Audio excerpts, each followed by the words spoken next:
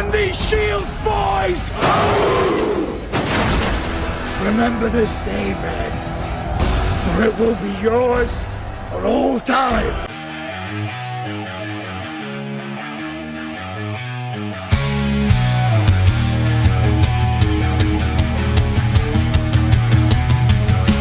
Welcome to the night zone, hear the warriors speak. Life's the battlefield and we ain't feeling weak. From love to the game and the power we seek. Got a voice, a strong breaking every peak. Talk of love and battle scars, everything that's real. From touchdown to sermon, you know the deal. Strength in every word we begin to reveal. Truth in every tale as our lives we unveil. Talk of love and battle scars, everything that's real. From touchdown to sermon, you know the deal. Strength in every word we begin to reveal. Truth in every tale as our lives we unveil. Protect and provide, we're knights in the fray. Nothing off limits, we got something to say. Life and love, fitness and fight all day. God's Night Podcast, let's ride the wave.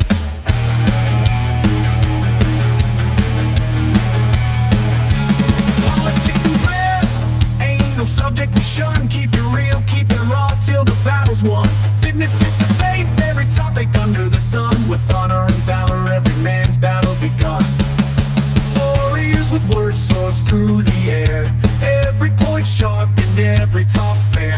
Knights at the round table, come and pull up a chair. Join the brotherhood, words laid bare. Protect and provide, we're knights in the fray. Nothing off limits, we got something to say. Life and love, fitness and fight all day. God's Night Podcast, let's ride the wave.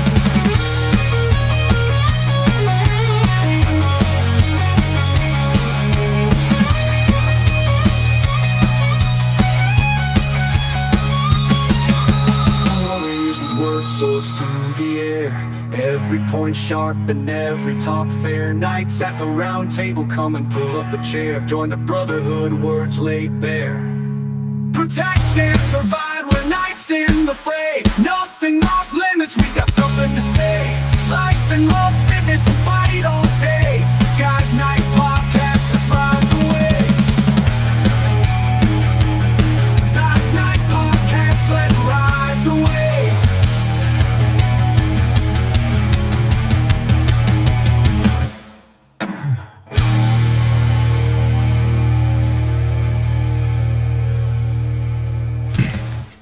Nerd alert. You're saying you don't like Star Wars, Mr. Oh, Disney changed all the voices on the Star Troopers to be women's screams now. Only you would point that out. You did. If you go back and you watch it, I know, you'll notice I that, know, like, but I only know that now because you told me. Every third time a stormtrooper gets shot, it's now a woman. And like Specifically clockwork. the third is Have you actually kinda have funny. you noticed that before, Will? I have no clue. I've watched zero. You've not. You never watched any Star Wars? Star Wars? Not in 10 years. You're insane. Yeah. Wow. So It is just- It just doesn't do it for me. I gotta be honest, it just doesn't do it It's for so me. good. well, so you It's know, so good. Disney now owns the franchise. Yeah, I'm sure it's all woke. Didn't they fire that one hot chick, Gina, whatever her name was? Cause she Rule number talked one is shit. you never fire the hot chick. Yeah. That's rule number one. But the so now when you go onto Disney to stream any of the old Star Wars movies, they remastered them. So they DEI'd all of the stormtroopers so that you hear, like, you know, when they get shot, instead of it being with a guy, like, it literally it's all computer generated. So when you're listening to it, every third stormtrooper getting shot is a female. So they went back and remastered all of the originals. Why would they do such a thing? Why would they do such a thing? Right? Yeah, that's ridiculous. Just some things I feel like are just like so extra. Like, what's the point of doing that? What does that do? Why What would does you that take do? something perfectly real and make it fake? Why on earth would you do that? Why? You know, but the idea is that it would be better, right? Or sure. And Says who? I just don't understand what that adds. What does that add? all right, you guys all ready? Yep. Oh, yeah. Cool, cool. Good. All right, greetings everybody. Welcome to the Guys Night Podcast. This is episode 11. Joined to my right by Danny. Welcome back. It's been a minute. Hello. Tonight we got a special guest, Ray. Just introduce yourself a little bit. Tell everybody a little about yourself. Ray McGraw, recovering alcoholic addict. Have over 16 years of sobriety. do prison fellowship, nursing home ministry, and a bunch of other things. Awesome. And Evan, welcome aboard. Well, thank you. Thank you very much. It's been I've been on these podcasts about 8 times already? I think you said that last time. Yeah, well, not get 9 times done this time. 9 times then.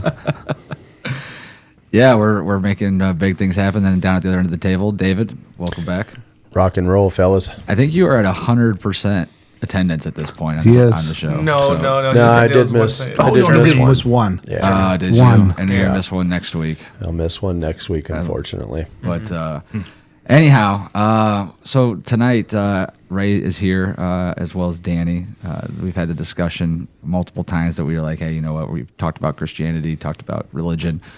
Let's just have a conversation about it. I'm interested to hear some perspectives of people that are different than mine.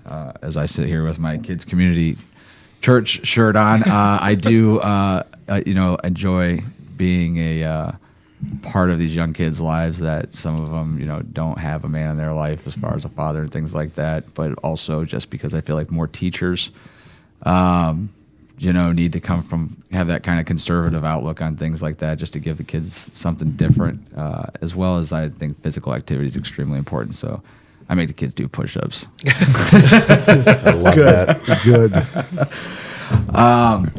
But, I've had devils within religion throughout my entire life, whether it was when I was a kid or when it was, even in my teenager or 20s where, you went during special holidays and things like that. And I've never really, I guess you would not call me a believer in religion per se, the story behind religion. However, I do believe that religion is important when it has positive morals, good understanding, and a way of, bringing people together. But I'm interested in you guys and talking about kind of everybody here's journey with religion, if they've had that, how you found it, what it's brought into you, and let's just have a conversation. So, Ray, let's start off with you, just because your story has been pretty crazy, and then we'll go from there. Okay. So my first introduction into the religion aspect was at about 8 years old. We lived in Cleveland. They started busing. My mom didn't want me to get bused all the way over to the east side. Couldn't afford to move to the suburb at that time. And my aunt said, hey, bring him over to the church. We'll get him, baptized, and he can go to school with my kids. So we go to the church, start talking to the priest, and he's like, where's his dad? And she's like, he's not here. We're not together. And right away, red flag, we don't condone divorce. We don't accept that. And it's okay. We were never married. Well, then now the sirens and everything else is going off. So at 8 years old, the leader of this church told me and my mother that basically I was a bastard child. I was rejected by God, not loved by God, and would never be welcomed by God, and could not be baptized in their church. Wow. This is a Catholic church? Yes. Okay. Yeah. And I'm sorry about that. Yep. That's so bad. Yeah. But I mean, that was my first Yeah, first experience with it. And it was basically, okay, God hates me and doesn't want anything to do with me, so I'm going to hate him right back and don't want anything to do with him. Mm-hmm. And years later, that's where the alcohol and drugs and stuff came into play. I don't know how much you want me to go. Whatever you feel Deep as you comfortable want. with sharing, bud. For sure. All right. So, my family has always been a party family. There's always alcohol. There was always marijuana, pills and stuff. And it was always, didn't matter what it was. If it was a celebration, if it was grief stricken, no matter what the occasion was, it was always a party. And you either use the substances to expedite your good time or to, mask everything. And that's what we did. At 10 years old, my uncle was murdered by 2 guys over drug money from his girlfriend at the time. And it was everybody was sad and grief stricken, but yet they were still drinking and partying, again, to mask things.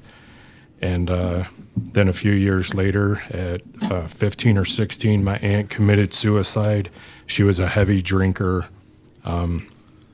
just very bad. And at 15, that's when I started drinking and smoking weed and just kind of grew into it. At 17 years old, my uncle, we were partying together, drinking, getting high, had a few pills, this, that, and the other. And he was playing with his gun and accidentally shot and killed himself. Holy shit! In front of you? No. Shit. I had left and went home. My cousin, whose mom was the one that committed suicide a year prior, she was there, and my grandmother. Wow. And, Same. They got to see that. And, he was like my older brother. He was Right. everything in the world to me. And that just, I didn't realize it at the time, but I had like survivor guilt. And so that just drove me even further into the alcohol and drugs. Got married, had a couple kids, started doing the church thing because she wanted the girls raised in church. I'm like, okay, if that's what we got to do, that's what we got to do. I'm just going through the motions. And how old were you at this point? So this was, I had my first daughter at 25. I'm about 26, 27 at this time. And so we're taking the girls, probably about 28, Lutheran church. And it was like the pastor was very great, very awesome, welcoming with all the tattoos and piercings and everything. But it was like the more I learned and the more I'm sitting there, like the more I'm not liking this God that they're talking about. Again, judgment, doomsday, destruction, hell, like all of these things that I never knew anything other than bad. Yeah. Like, you're bad. I want nothing to do with you. Just judgment and brimstone, fire, hell, and it's like, this is not for me. So I kind of spiraled off of that, and you can take the kids. I'm not. Eventually, that led to a divorce for us. So now I'm really raging. I'm like full blown. We're talking case of beer, a fifth of Jack, 20, 25 Vicodin a day. Holy shit. Just to maintain. Wow. Like, Just to maintain your that's flow. daily. That's insane. Whatever else came during that time, bring it on, we were going 3-4 days at a time, and it was getting out of control, obviously. And I met this little blonde-haired, blue-eyed, 5 foot, 100-pound chick, smoking hot, and could match me beer for beer, shot for shot, and pill for pill. And I'm like, yes, I found my girl. And, it just spiraled down so far into the rabbit hole. Like, she's like, I can't do this anymore. And I'm like, So she was using it before, just like you were. yeah. And she was like, "Hey, enough!" Like whatever she did, it was too much. Right. So She I'm was like ready to quit. 35 at this time. Yeah. And she's like, I got to stop. I'm like, I support you. I'm cool with it. Just don't ask me to stop drinking, because that's never going to happen. Yeah. Like, I'm not doing it. She's like, I won't. So she went to her AA meeting, got a sponsor, this, that, and the other. I'm like, good for you. Whatever, you'll be back. And she's like, so my sponsor asked me to ask you if you would come to the meeting just to support me. I said, just to support. Again, she's like, I'm not asking you to stop. You're good with it. I'm like, all right. So I go to the meeting, and it's at a park under a pavilion. It's an open discussion or whatever. Yeah. And so I'm like, what do I say? And she's like, just stand up, say, hey, my name's Ray. I'm here to support so-and-so, and sit back down. I'm like, all right, easy enough. Yeah. Sure enough. So the first guy gets up and says a little spiel, and I'm like, all right, yeah. Who hasn't done that? The next person gets up, and it's like the first 20 people talk, and it's like I either did it, experienced it, or had it done to me, or did it to somebody else. And I'm like, the light bulb's like flickering at this moment. And I'm like, what's going on? And it got over to me, and I'm stood up, and I'm like, hey, my name's Ray. I initially came here to support her, but I've done or had done to me everything that you guys, like, you're telling my life story in front of me right now. Like, this is kind of surreal. Like, I think maybe I belong here. And finished that meeting out. I went home. I drank that day. I stopped before midnight, and that was the last time that I had a drink or a drug. Wow, that was a powerful Beautiful. meeting. I'm telling Wow. you, man, it was like, and then,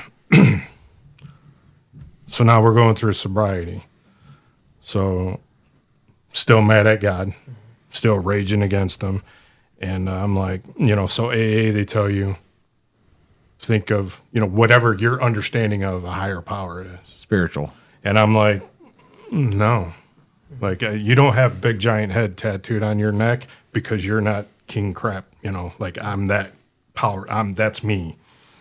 And so my sponsor's like, just borrow my higher. Like, I could not even formulate my own version of a higher power. Like, I had to borrow his for the first 7.5 years of my sobriety. That's how angry I was. And he ended up leaving the area. So I'm like, all right, I'll go to his sponsor, because that's where he got all his information, go right to the source. And he's like, you have to have a higher power. And I'm like, I'm not. He's like, I'm going to tell you something, and like, just think about it and figure it out. But the only thing you need to know about God is you're not him. So I'm like, all right, I'm going to go home and think about this. I went home for like 2 weeks, struggled with it, prayed on it. Just give me something. And slowly by slowly, I just started writing down what I would want God to be like. Graceful, merciful. All these words that I come to find out, that's what he is. Yep. That's what, so when I gave him my list, he's like, this is where I want you to go. I want you to go to this church, talk to this pastor. And I'm like, but this is my higher power. And he's like, no, just trust me. So I did. And it was like, the light bulb just fully came on. And again, started battling with it back and forth. And then started going to Celebrate Recovery in 18 and 19 with Sean, who was on the program. And they're like really into the Christ thing, and I'm like, I love this program, any hurt, any habit, any hang up. But I can't wrap my head around this Christ, this religion thing. Like, the religion, it just keeps pulling me down. Real quick, not to interrupt your story, but how far into sobriety are you at this point? So Did you say 16 years? Yeah, I have over 16. 16 No. years. I mean, at the point of when he's began, when you met Sean and at that point, when you really hadn't had your own higher power or thought of, God as a higher power, you hated God at that point. So that would have been about 10 years. So 10 years sobriety, you did it with yourself. Yes. Okay. We'll come back to it, but I just wanted to make sure I kept a timeline and point. So, and just to clarify, anybody in sobriety that has their self for a sponsor is an idiot. I've been told that many times. but you did it. Through the grace of God, not me. Okay. We'll get to that aspect Right. of it. But all right, so here you are, you meet Sean. This is a point. Is this when they told you to go to that pastor in this church? That was Heartland, I'm presuming? Yes. Okay, so that's how you met Sean, was through Heartland. Well, and I still hadn't gone to of service. church yet. Right. Like, this is just The group outside. going to that. There was another buddy. So I work at the steel mill, and he works for a company that fixes our equipment and our trucks. He would go there to Celebrate Recovery at Heartland. And so they invited me. So I went to Celebrate, like I said. And then the religion aspect just kept chewing at me. And I'm like, I want this, but I can't handle it. Like, I'm just like rubbing against myself, the anger and so I talked to the leader, and I'm like, look, dude, I love what you're doing. I love you and respect you, but I cannot come here no more. Like, I can't wrap my head around this religion thing. Like, you guys got it messed up. Man. And he looked at me and he's like, what are you, like, I'm not religious. And I'm like, wait a minute. All we talk about is God and Christ back here. I said, what do you mean you're not religious? He's like, yeah, I follow Christ and believe in God, but I don't believe in religion. Now, I've, until that day, never heard that they're two separate things, and never understood that. How could you have one and not the other? If you have God, you have religion. If you have religion, you have God and Christ, but not so. So we went to dinner. He explained some things. I felt a little bit more comfortable, and he kept begging me to come to a church service. I'm like, I'm staying here at CR. Like, keep that. Like, don't. Yeah, like, don't fuck it up. And he's like, give me one church service. You give me one service. Hey, Evan. Sorry to interrupt. Back up off the mic a little bit, brother. I don't know if it's just me. You're breathing. I can hear it into my mic. I can smell his breath through the mic. I noticed it at the end of last week's, but I was like, am I just really fucked up? Because I was already a few drinks in, but I was like, no. I didn't want to say anything. I'm too locked into this story, dude. Yeah, I'm just like, I'm sorry. I don't mean to interrupt. No, you're fine. Go ahead. Go ahead. For a minute there, I thought it was coming from the cup. I thought it was Darth. All right, go ahead, boss. But yeah, so he's like, give me one church service and I won't ask for you ever again. I'm like, you promise, man to man, if I give you one. He's like, yep.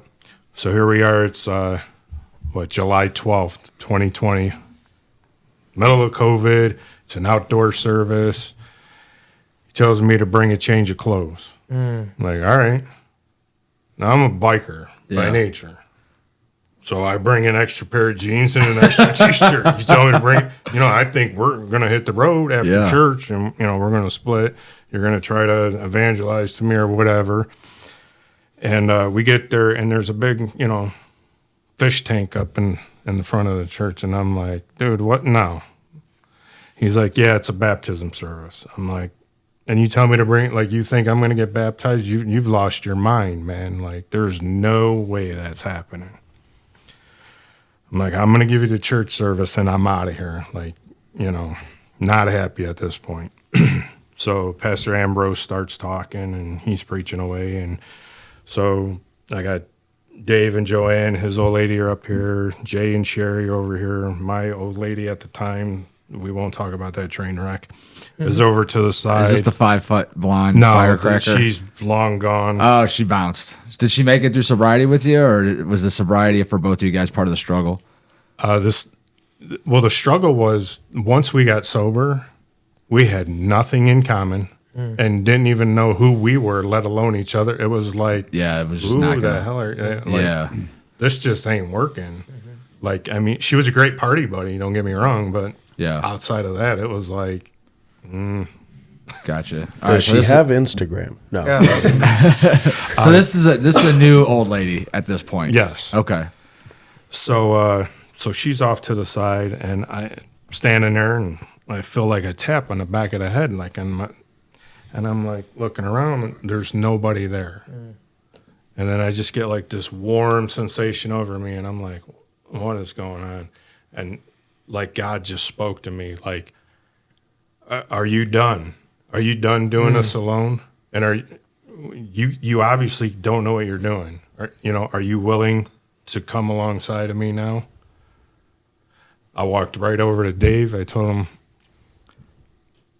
I'm getting baptized, dude. Amen. He's like, what? I'm like, yeah. He's like, awesome. I said, but I brought jeans. He's like, don't worry, I brought a pair of shorts. I got them in my bike. I'm like, thank goodness.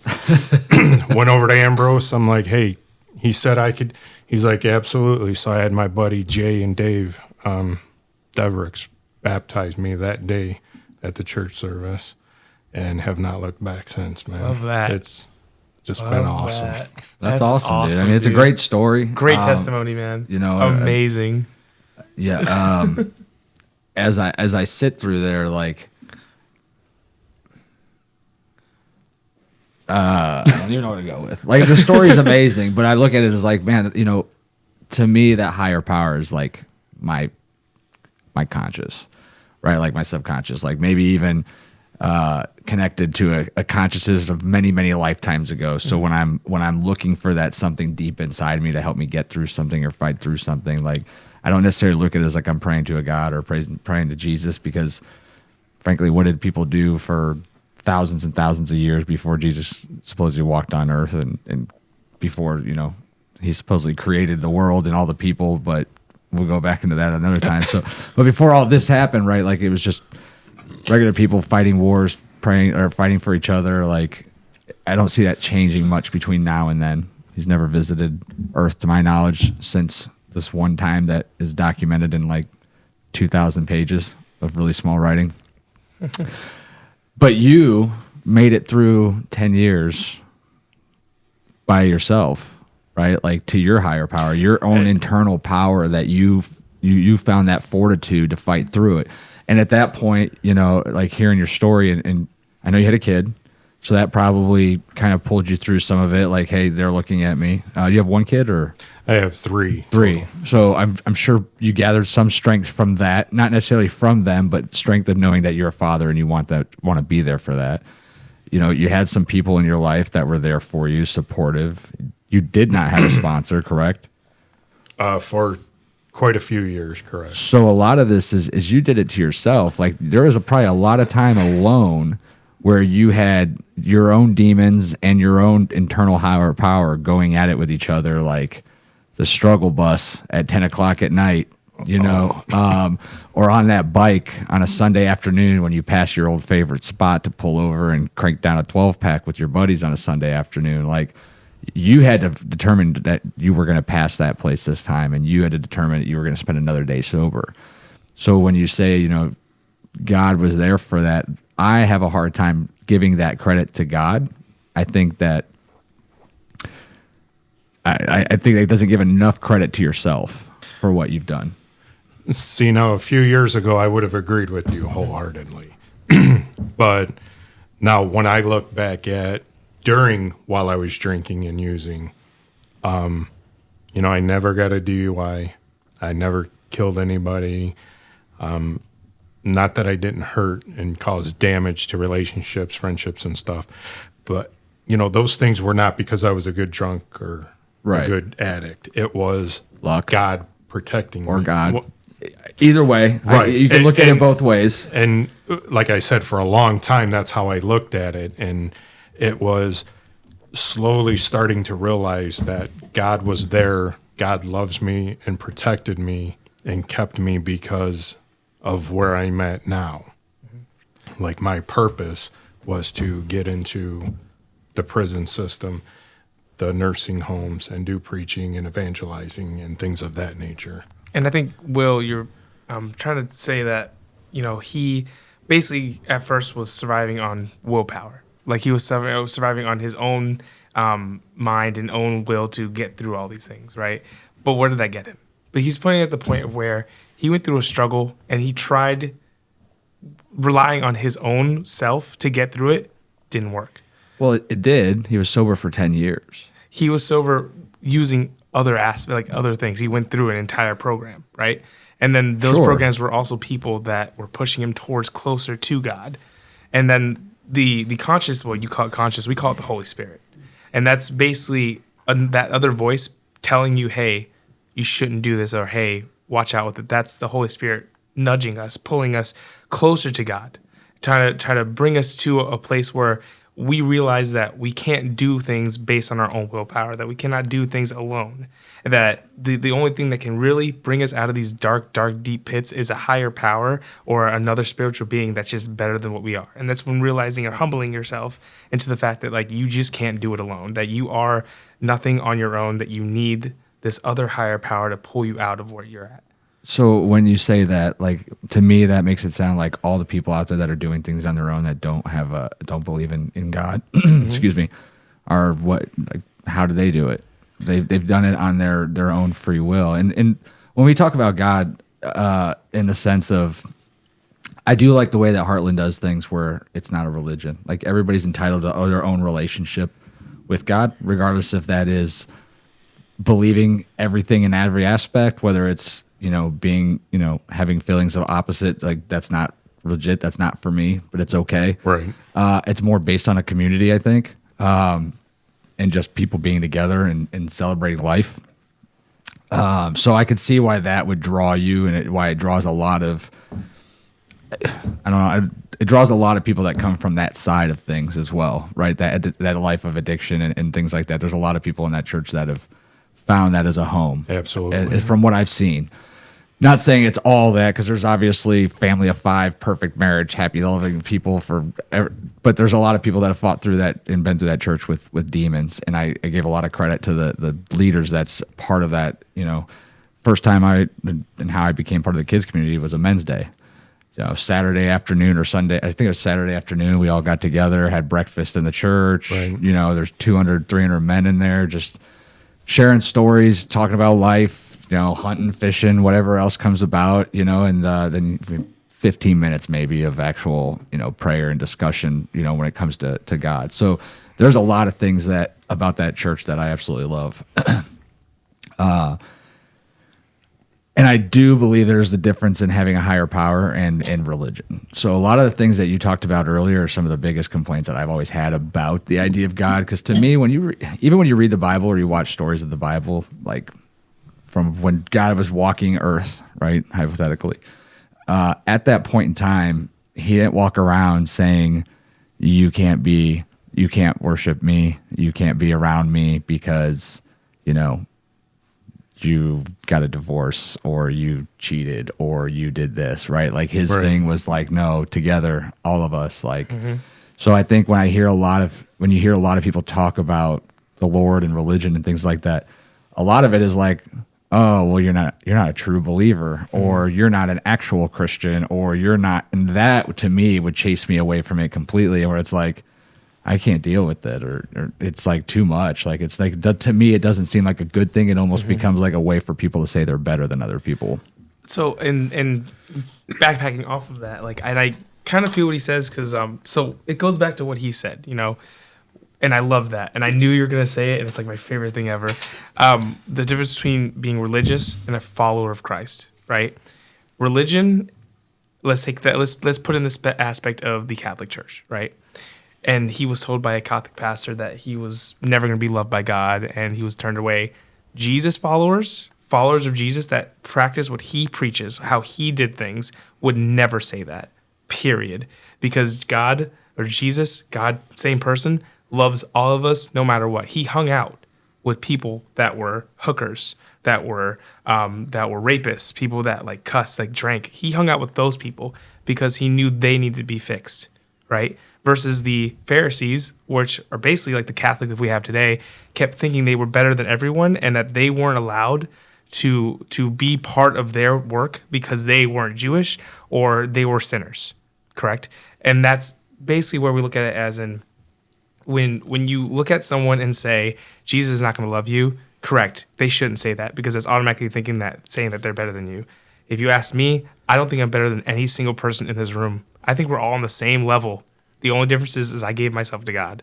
That's it. Does not make me better than you at all. So how do you reconcile 10,000 plus different religions on the planet? And just a little more context, the 4 major are Christianity, which is 31%, which also includes Catholicism, Islam, 24%, Hinduism, 15%, and Buddhism, 7%. We're just dudes in a room that are just having some discussion about beliefs, but historically, people have killed each other in small numbers and also in massive numbers over beliefs. So I guess just with what you just said, how would you reconcile that? So I like to answer stuff like that in a sense of where, so the enemy likes to take something that is good and make it bad, correct? So when you have Christianity or Catholic Church or people that uses God as a tool to judge you or scare you until you're not going to heaven type of thing, in my opinion, I think that is an example of something that is meant to be good, and the enemy takes that and twists it to make it bad, making people like you question every single thing that God has to offer, because you have a group of people taking the law of Jesus, twisting it in a sense where it makes you feel terrible. So the Catholic like religion, in my opinion, I think they do it wrong, because there's just a lot of rules, regulations. They turn people down all the time, where you have followers of Jesus that are welcoming to everyone. But ultimately, it's the same God. Same God, but twisting the rules. Do you feel me? There's 1.39 billion Catholics on the planet, too, by the way. It's 18% of the world's population is Catholic. Yeah. It's And that was number. the same numbers when Pharisees ruled everything. So, all right, we had a chance for Ray to share his story. Let's hear yours, Danny. Obviously, you're a believer, and let's hear your story. How long have you been involved in the church? How long have you been a believer, and how did that come take path? So I was actually born and raised Christian. I grew up Pentecostal, which basically just means the basics of like you believe in God, Jesus, Holy Spirit. The word Pentecostal comes from the time after Jesus, where it was called the Pentecost, where the group of people of different regions would meet together and talk about the Lord. And this certain day of the Pentecost, the Holy Spirit was shared between everyone in arcs of fire over their head. So that's kind of what we go after, right? That's kind of how we label ourselves, Pentecostal. Those are the preachers that are very like emotional and like extra in their teaching. It's kind of entertaining to watch. It's great. But I never had like church hurt or anything, which is like my story's very different. Like it's nowhere near dramatic as him, but same result. We ended up following Jesus. That's the greatest thing about testimonies. Like, doesn't matter how it went. It's more like the ending of where you became or where you got it to. So, I just grew up Pentecostal all my life. Loved Jesus. My mother was a singer in the church. My grandfather was a pastor. It wasn't till like my parents got divorced where church kind of just fell off. We just stopped going. And I was young, so I didn't really think about like, hey, why aren't we going to church anymore? Or hey, I miss this, etc. So we just fell off. That was really just it. And my morals of God stayed, but my following did not.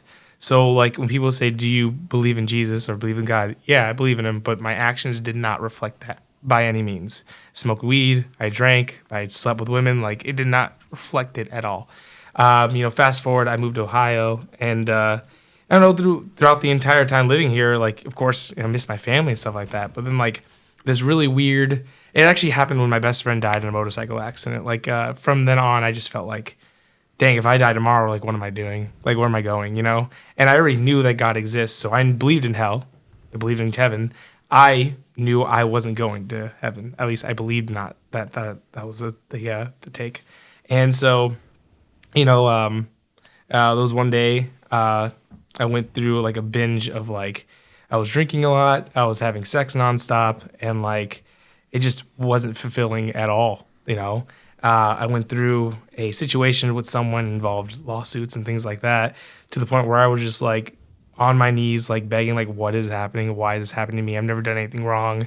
And this whole situation that I was in put me in a place where I'm like thinking and reflecting. I'm like, wow, I really haven't, like, maybe I do deserve this. Like, maybe it's because everything I've done in the past, like just disregarding God and just like being a hypocrite, saying I'm a believer when I'm really not, and like lusting over women all the time, drinking, doing drugs, partying all the time. And, I found someone at, where we hang out, and she was a follower, and I've never met her in my life, but something told me to go talk to this person. And, ever since then, she invited me to church, and then I started like giving myself back to God. It was, we went on a retreat, and then at this retreat, I felt the Holy Spirit just like gather in this room. It was the most beautiful thing I could ever ask for. I was crying. I just felt his presence in the entire room. 35 people got baptized that day. It was just the most gorgeous thing ever.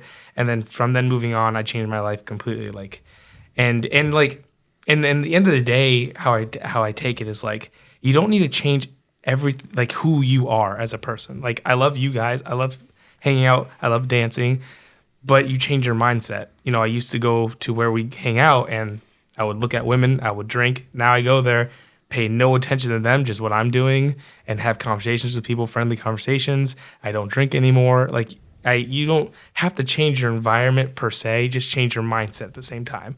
But I also added, I go to church 2 times a week. I participate in pickleball, volleyball, basketball, church-related aspects. So I surround myself with more of a community that involves Jesus, and so I can have these talks and learn things more about people and learn what Jesus is more about every single time. I just go stronger and stronger. And I fall. We fall all the time. It really depends on like what you do when you fall. Like you either do these things knowing that you're going against God and fall and separating yourself on purpose, or you fall, repent, and try to step away as much as you can. The Bible tells us if your right arm causes you to sin, cut it off. Metaphorically, of course, I'm not going to chop off my left hand or anything. But if something is causing you to sin, that's the root. Pull it, take it away, get rid of it, and just move on. Try to separate yourself as much as you can from that thing, so you can, feel that joy of God and noticing that these things that you don't necessarily need to feel happy is just a temporary thing of this world, So now I live my life and I see something that I'm like, oh, this could be fun, but is it fulfilling, And then I just move on and feel the joy of Jesus more than anything. Okay. Mm-hmm. And so since you've come across this change, do you find yourself being happier and as a person, like in life in general? I feel a lot more joyful. Now, I'm not going to say that being a follower of Jesus makes life easier at all. Actually, I would say it makes life so much harder because you're fighting against the world. You're fighting against all these temptations in life that wants to come at you, and you have to say no to it, or you try your best to say no to it and just walk away from it because temptation's huge. Like it's just so easy to fall into it. It's how you respond to it, And there's times where I feel lonely and I feel sad, but instead of hating God, I just bring my emotions to Him and talk to Him and have Him really try to walk me through how I'm feeling this way. And now, especially recently, I've opened up to you guys and what's been going on in my life. That was a point I feel like God was making me do, because I was holding all my emotions for the longest time, not telling anyone how I was feeling. Ever since I've opened up to everyone and you guys about what's been going on in my head, I've been feeling so much joy and freedom. These chains that were holding me down are gone. I feel so good now that I'm able to talk to my friends and they know what's going on in my head half the time, and it feels good. Cool. Evan, what about you, man? You came to sit down today. What's your relationship with God? Where's your family stand with it?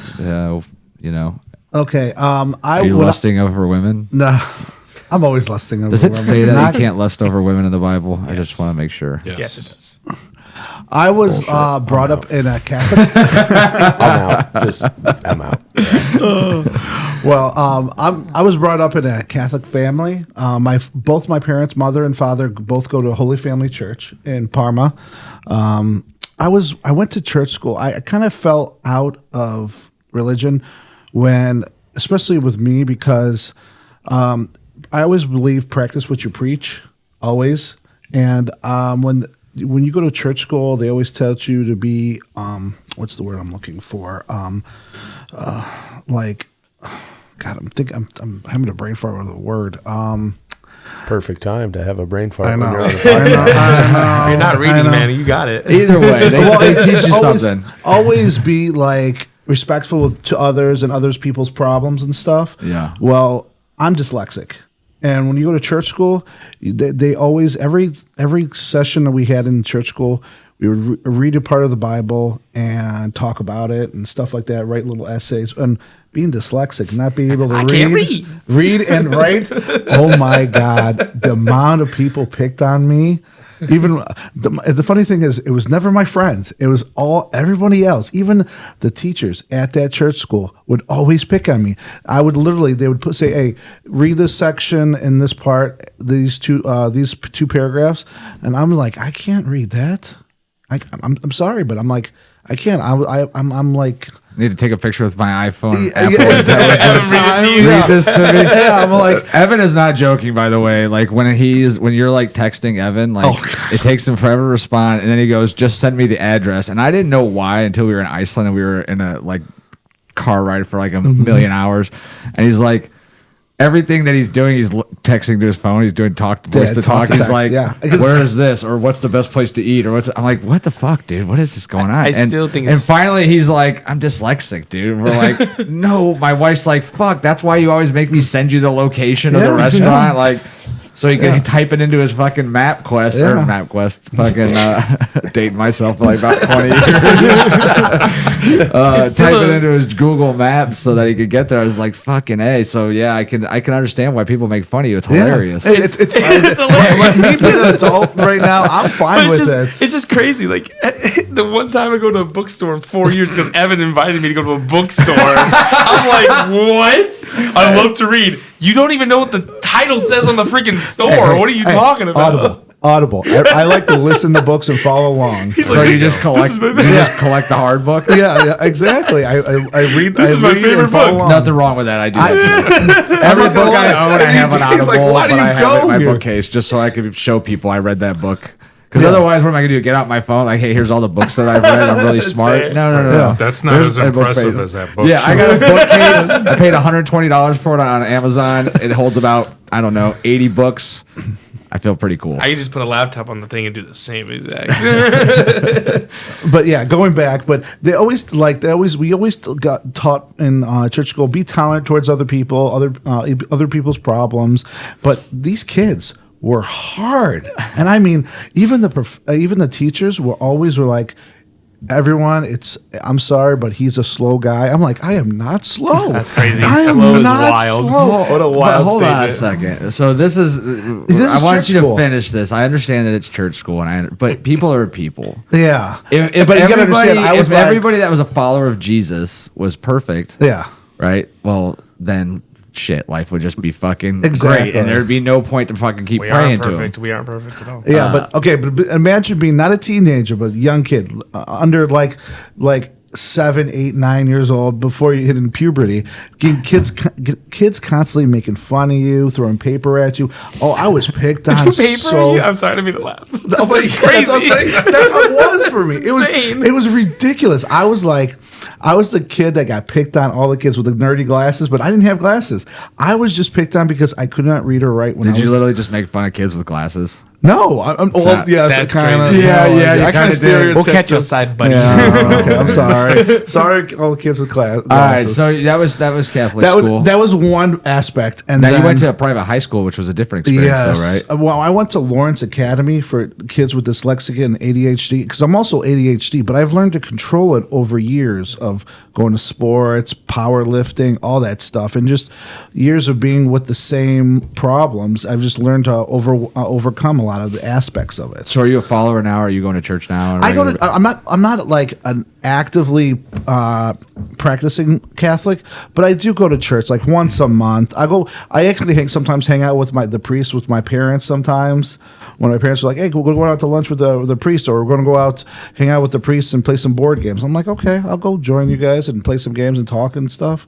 Why not? And he allows you to join them? Yeah. I get to come a long way. Does he smoke and drink? No, he doesn't. Not at all. Well, another thing, there's a few other things that really just pushed me away from it, the religion, is because my brother's gay. And when he came out, it was like a giant bombshell in the family. No one wanted to talk about it. No one wanted to even whisper about it, even around the cousins, the aunts, the uncles, all that stuff. It was like, no, you can't talk about it. You're not allowed.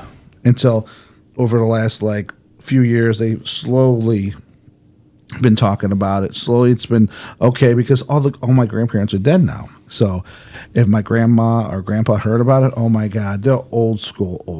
Yeah. So they would go crazy. So I guess when you hear about all the things about following Christ or going to church, you said you can't drink. Can't lust over women. Well, you can't smoke. You can't do drugs. You can drink. You just. I'm just bringing up. Jesus had wine. We just didn't get wasted. Well, I mean, but what do we consider the limits, right? Because there's a lot of regular people that are very, very good Christians or followers of Jesus that do a lot of the different things that we talk about. Talking about followers of Christ or religious people? Well, and I guess that's what I wanted to ask you about, because we talk about that fall of Christ aspect of things, right? Where do a lot of these things stand? And if you're a follower of Christ, like for instance, if your son or daughter says they're gay, does being a follower of Christ look at that different than a Christian does? or does that look? That's what I think people want to know. When you follow this higher power, which way? Like, at what point are you maybe not shunned, but like you can't be a follower without changing something? Well, you can always be a follower. I guess the first thing would be to define the two categories. So the religious aspect is, here's these rules. This is what you must do to comply. And then maybe there's a chance you can get into heaven. As a follower of Christ, the gospel tells me this is what Christ did on my behalf, because there's nothing I can do that I don't deserve this, but through the grace of God, I am awarded into heaven. Yep. So as a follower is the side that I stand on. It would be, I minister to homosexuals and lesbians, that it's, Christ meets you right where you are. Like, you don't have to follow anything or do it. Like, that would be like washing up in the wash tub before you got into the shower. You don't have to get cleaned up you come to Christ and he meets you where you're at, and whatever, as you enter that relationship with him and get deeper into that, Christ will then start cleaning those things up. He gives you a whole new heart, a whole new mindset, and everything. It's the same concept of like I like to, in the same way he was saying the two differences, I put it in a way where in religion, it's more like you reaching to God, where in following of Jesus, it's God coming to you. Because in the Bible, it shows us that he will leave the 99 sheep for the one that got away. So in the followers of Christ, it's Jesus going after that lost sheep, versus the other religions, it's that last sheep trying to find his way back alone. Evan, I'm sorry, guys. Evan, please, the microphone, dude. I'm not even by it. It's picking up everything, dude. I Dude, it swear. is. Does everybody else hear that? I do too. Okay, I'm like, maybe I'm going crazy. Maybe Jesus Christ is breathing into my neck like, No, like, it's, jeez, oh man. I don't think it's me. I think it's It's David. definitely you. Maybe it's David. I know he's a mouth breather. Yeah, I'm literally trying to mic this My way. mouth has been closed the entire time. All right. So let's talk about some of the stuff you're doing now. You said you're doing some ministry on the side. Right now, you're working in the prisons and helping out some stuff. So are these some programs that you've started on your own? Programs that were there for you that you've become a part of? These are programs that I became a part of. Okay. Is it Grace Church by any chance? No, it's What is it again? Heartland. Okay. I go to Heartland Community. I know that Grace does it also whatever the freak that's called again. Well, they have a satellite campus in Lorraine. Yeah, that's what it is. Correctional. Lorraine Correctional. So I've gone there with them as well. Okay. But I do prison fellowship at Grafton Okay. Correctional. Hold on a second. Is something wrong? There's a noise in the room that you might be hearing. Yeah, I do hear that. I don't know what it is. It almost sounds like an electric train set. It does. It does. Yeah. What is going? Oh, No, it's not your laptop. it could be. I think it's It could be a fan on one of these laptops. Is your fan on? No. I don't know. It It sounds like Oh, the furnace or the something. water softener. That's what it is. Okay. All right, God, I'm gonna have to go back and clip out that 15 seconds of nonsense. Sorry. No, that's okay because now, as soon as you said it, I was like, I hear it too, but it wasn't nearly as bad as Evan. Darth Like in Evan. my Neanderthal friend over there. So tell me about these. Tell me about these programs that you're running in the prisons. What does that look like? So the prison fellowship, they go in and they teach celebrate recovery inside. So this is for the guys. They have to get awarded into the program, and it's a 26-week program where it teaches them like all the aspects of, balancing a checkbook, like day-to-day living, and totally transform who they are, what got them there on the inside, and how they can become reputable people once they get released. And it teaches them Christ is at the center of it, of course, and gives them a spiritual connection and just how to carry themselves with dignity and honor And, one of the things I like to tell those guys is, I don't care who you are, what you did to get in here, who you were before this. What matters is today moving forward. Mm-hmm. That's the biggest thing. And as long as you're trying and you're following Christ, then, you're doing the right. Every one of us fall short of the glory of God. Correct. And so that's one thing. I do a lot of work with Bill Glass behind the walls. So he was actually a Browns player. They won the championship before it became the Super Bowl. So he was actually on a winning Cleveland team. Where we just go into the prisons and they take like celebrities and entertain the prisoners and give them a break of their mundane life in there, and then we evangelize to them and share the gospel with them. And it's just that's been an incredible thing. I was in Texas last month, and we were down in Hughes Correction in Gatesville, Texas. And I'm talking to a guy he's serving 7 60-year sentences consecutive, so 420 years. Yeah, so essentially just he ain't getting out. Right, 420 years, and he was the kindest, gentlest soul you could ever speak to. Just so loving and so tender. And, I mean, the only way you're going to get that transformation is through God, like we were talking about. What was he convicted of that he received such a harsh sentence? He did not say, and I don't ask. But when they tell me, Yeah. But there was a gentleman that was over 1,000 years. Oh, I mean, wow. they're not going to see daylight outside So- of At that point, that's just ignorant. Like, you so can't just hold- say life.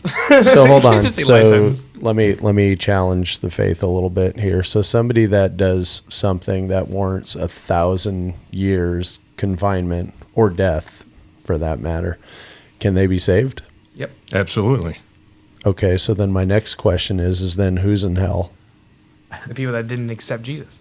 That didn't say, like, basically, if you don't look at Jesus and said that man died on the cross for my sins, that's what it is. So that's all it takes. Yep. You just have hold to. on. So let you can add to that because I don't disagree, think but Jesus at all said that you have to be saved, baptized, or say that you're following me in order to get to one or the other, right? Because it goes back to the idea of Christ being about you just being a good human, essentially. But share.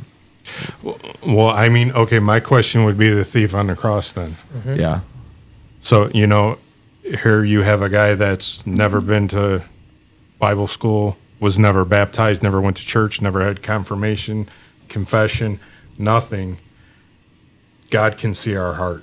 Mm-hmm. When the other thief was telling him, save yourself, pull us down from here, this, that, and the other, the thief was telling him, we're guilty. We deserve this. Mm-hmm. This guy's innocent. And he's praying for the people doing this to him. Mm-hmm. Jesus seen that transformation of his heart and told him, today you will be with me and you will walk with me in paradise. Mm-hmm. So you don't need to do anything other than believe in Christ as who he said he was.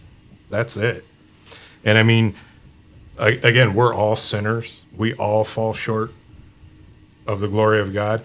And the fact of, if God let just that one person into heaven, he is the most gracious God you could ever meet because none of us deserve it. It's that mentality that we think we deserve or we can earn it. And that's what it is that's where we need to be of what Christ did. If we answer anything in the first person, that's where we immediately fall wrong because I did this, because we did. We can't we can't earn any of that. It's all given to us by God's grace because what Christ did on the cross, that's what gives us that. So then, when you look at that dynamic of the way, I can't do anything on my own, Christ did everything for me. How does that explain? I mean, obviously free will comes a part of that, right? Like everybody has free will to act and do as they want, but Yeah, correct. if Putin hits the fucking nuke button right now and fucking takes out an entire country and then turns around and says, hey, I want to be saved. I believe in you, Lord. I thought I was doing the right thing, but maybe I was wrong. Like that to me doesn't justify. Like to me to say that, hey, this is the one thing you have to do is you basically have to say that I am God and you believe in me and I'm awesome, in order to get a free pass to this place that nobody's ever seen before, to live this eternal life that nobody's ever talked about before. And it goes back to who here seen the 300, right? Sparta, right? I mean, that's prior to Jesus, right? Like the Greek wars were, what's the word that I'm looking for? Greek and, God damn it. Either way, Roman? the Persian and the Greek. That's prior to Jesus supposedly coming down to earth and doing everything. There's no talk of Jesus prior to Jesus' arrival, only the thought that a Messiah could arrive, which there's multiple religions that discuss that. Then we talk even further back of gods like Zeus, Poseidon, right? Like, so what I see in all of these is, one, God is so powerful he could tell everybody else how to live if they want to get to this special place, but nobody ever can actually prove that there is a God in any kind of physical way, only discussions. Going back even further, we talked about all the gods in Greek mythology and things like that. The idea was just that we needed somewhere to say all this beautiful stuff came from, like water, sky, weather, all these different things, and that we had to act a certain way in order to keep the gods pleased, which is what you guys are telling me now is you have to then believe in Jesus, admit his awesomeness in order for him to allow you into this special place. I think that's where I say, like, whether it's religion, whether it's gods, whether it's Christ, whether it's all these things, it's more so just the way you are as a person. And I think that they were put in place in order to keep almost like a law or rule over people of saying, like, hey, thou shalt not kill, murder, cheat, do all these bad things, because if you do, there's something to answer to other than the law or whatever the case might be. Because people still do that on a daily day basis, and we don't know what happens afterwards, right? We guess, we talk about it, we think. And this is your first time on the show, Ray. I really don't want you to take offense to this because I think your story is incrediable. I love your shirt, by the way. You want to share that? Is that a shirt you got locally, or is that your own? Or No, I ordered this off of Temu. Temu. It came and it fits. And it came and it fit, right? I love how the time is 3:16. Right. I think that's great. My wife pointed that out today. But, so for those that are out there, there's probably people out there that hate me right now just because I'm bringing anything up that I have a hard time believing in this one specific God. I think the idea of God and the idea of people being good people is one that 50% of the population can get behind, which is about what I think, right now that somebody follows a religion is like 50% of the population. Maybe it's a little bit higher, but then there's obviously multiple different religions and multiple different gods and every segment of the world that come from different areas. Some of them, in fact, most of them much older than ours. And it shows that people are going to a really far distance in order to find something to believe in, that life is more than what we do and make the decisions we make right now. And to allow us to forgive and forget ourselves as far as like mistakes that we've made, things that, because otherwise you would never move forward. Like at one point you've had to forgive yourself, or you've had to ask Christ for forgiveness in order to move forward from the things that you've done in your past. Absolutely. Because otherwise they would keep you up at night, right? Oh, they still do, some of them. So I think those aspects are really positive, but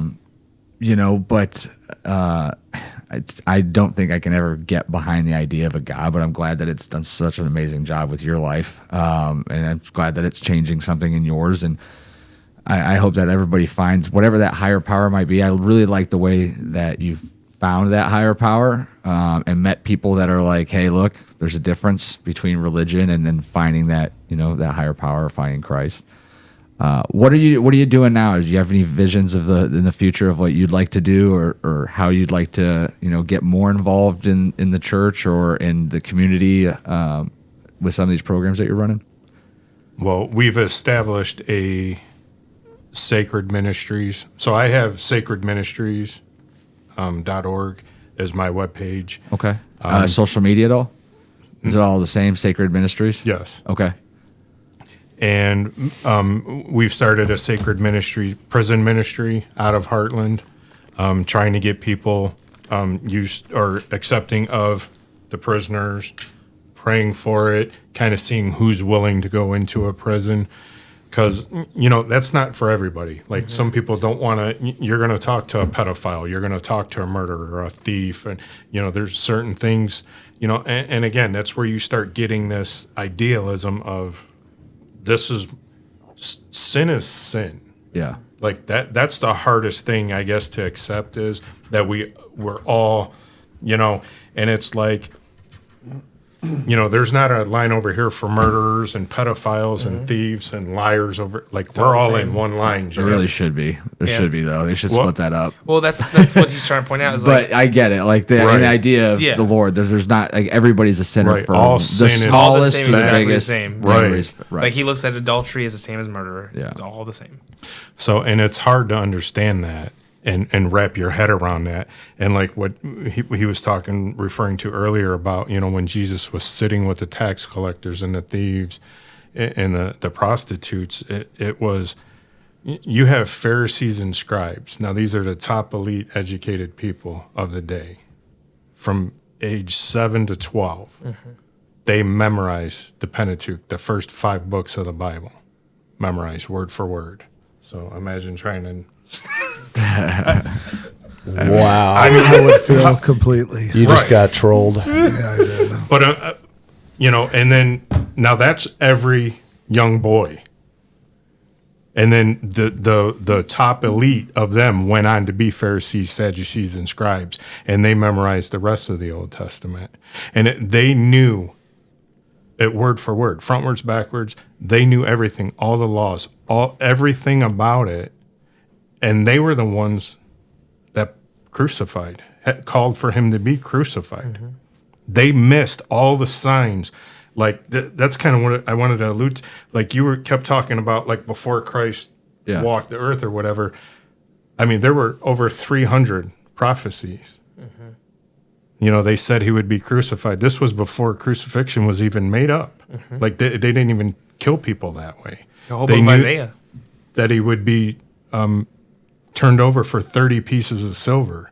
So they had some mathematicians or whatever study this, and it's 1 over 100 with 84 zeros, like to that power of being able to fulfill all the prophecies. So basically what they said was, if you covered the entire state of Texas with 50-cent pieces, and it was like, I think a mile deep, and you marked one coin and put it in there, flew over it and was able to reach in and grab that that would be the same thing as fulfilling all 314 prophecies. Mm-hmm. So, I mean, you have all these things alluding to, and it's, I don't get offended. I love when people, question it or want to know, how do I find, why are you so passionate about this? Mm-hmm.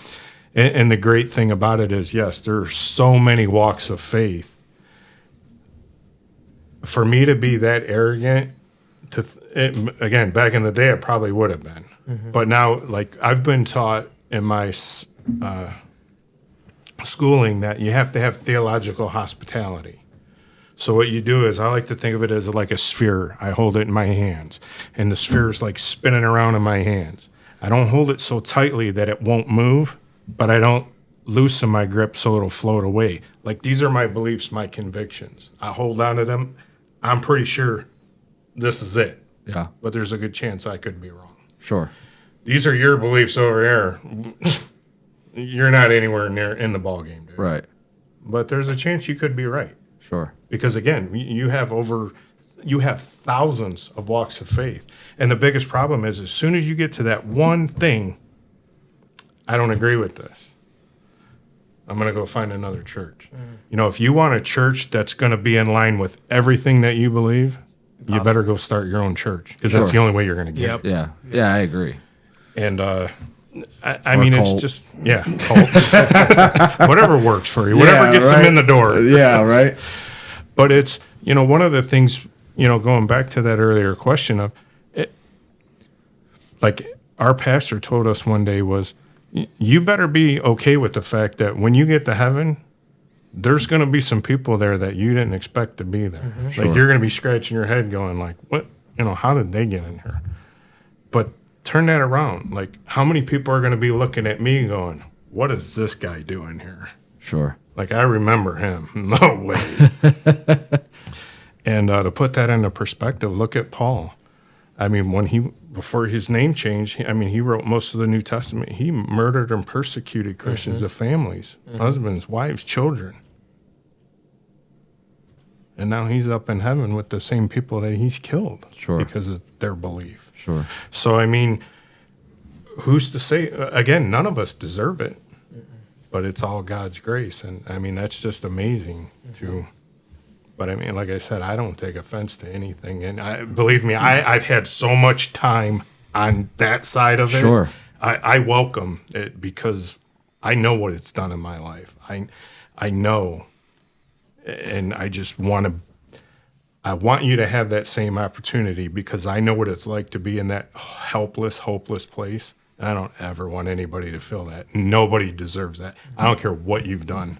You don't deserve that because that's a bad place to be. So, I mean, I hear that and I think to myself, like, here's this guy telling me I'm in this hapless, hopeless place because I'm not following Jesus, but I love everything about my life. Like, I feel complete fullness. When I need help. No, like, I didn't mean No, you. no. I know, but like when I need help, like, yeah, I reach into myself and like, this is what you got to do. Like, write it down. Let's get it done. I could pray to Jesus every day for something to happen and nothing could happen. Right? Like, that's fact.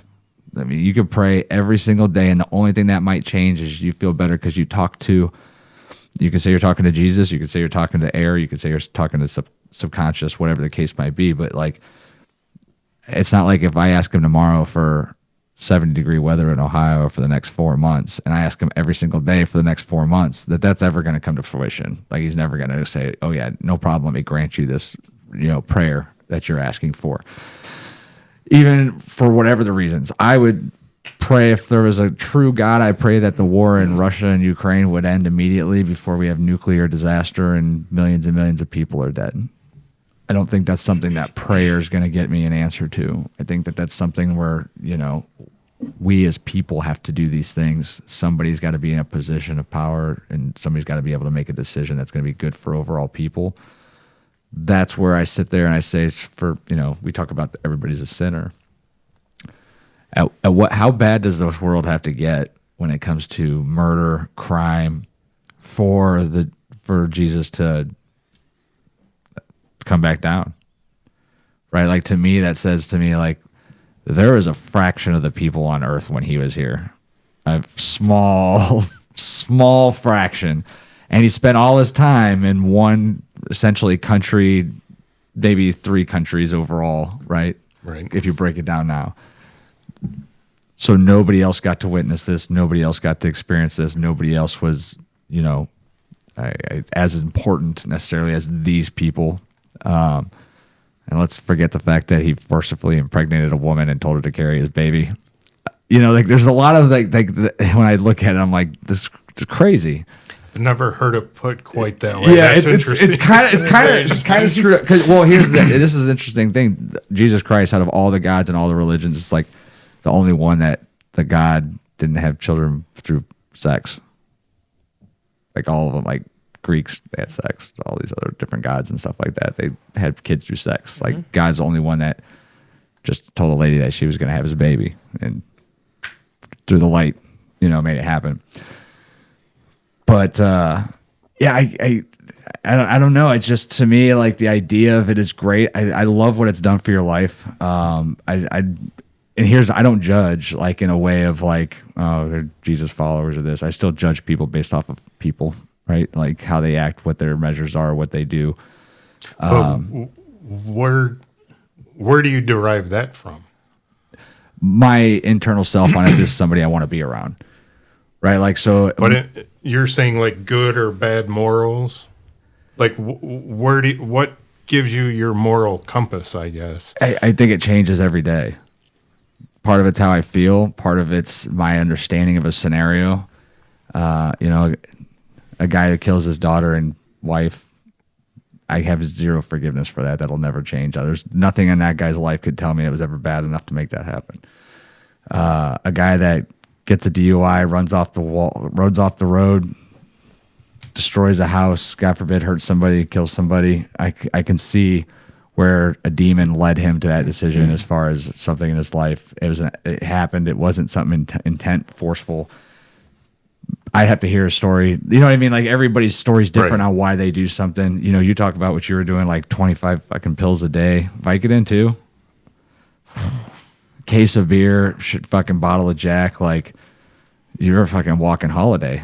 But I'm sure you said you fortunately didn't you didn't kill anybody, you didn't get a DUI, but you probably hurt some relationships, things like that. But I'm sure like people that were in that scenario now, hopefully they look back and they're like, yeah, you were fucked up, dude, but man, I'm glad things are going well for your life now. And they give you that opportunity to earn that trust back and gain that relationship back if it's something that you want, But that once again goes to the power of us as people. Like we have to all be able to we have free will, right? That's the one thing God supposedly did give everybody was free will. So you have free will to believe that this is okay with you, this is okay with you, this is okay with you, this is okay with you, this isn't okay with you.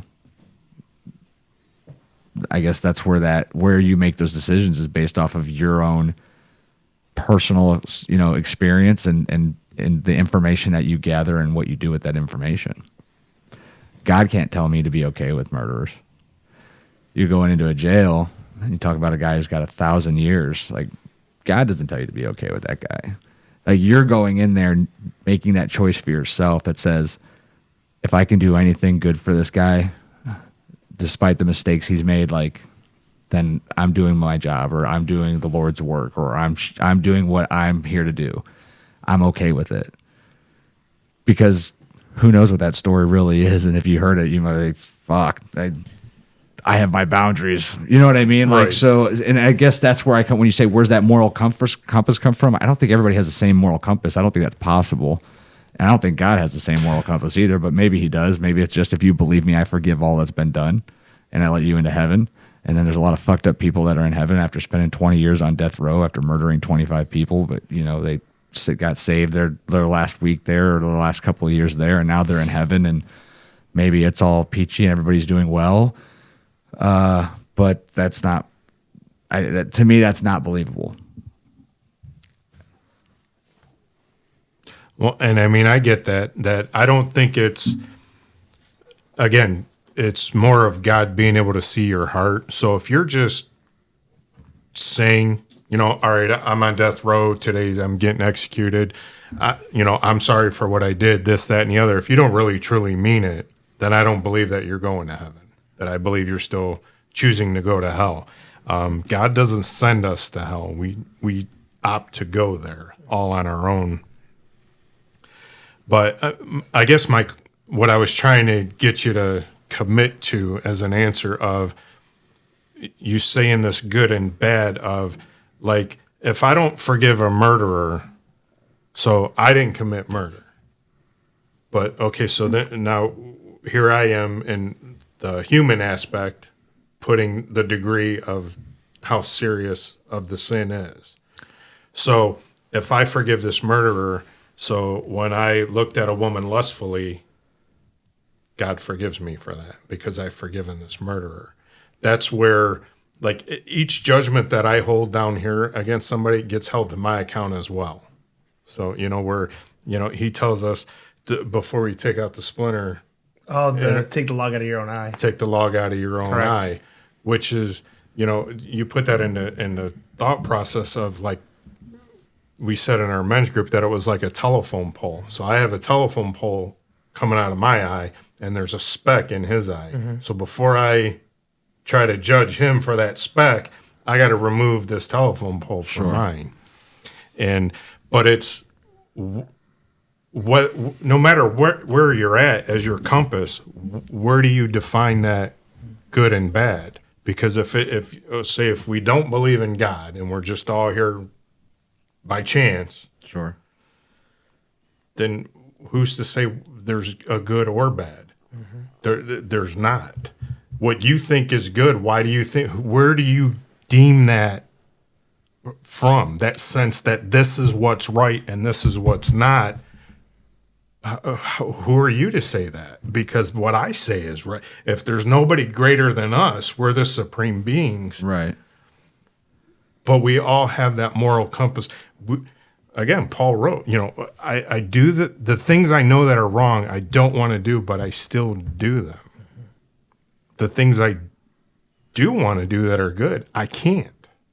I'm a wretched man. Like, I have this sinful heart.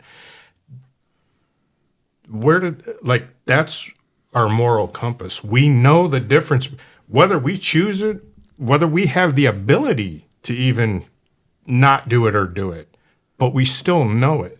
That is that's the question, is where does that come from? Mm-hmm.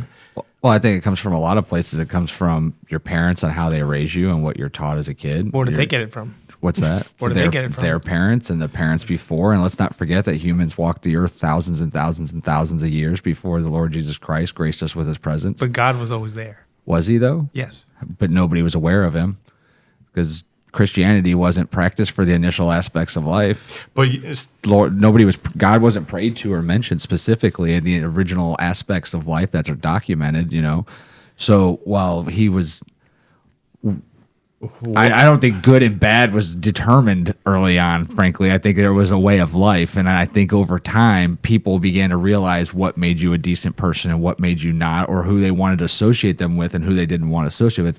No different than I would today.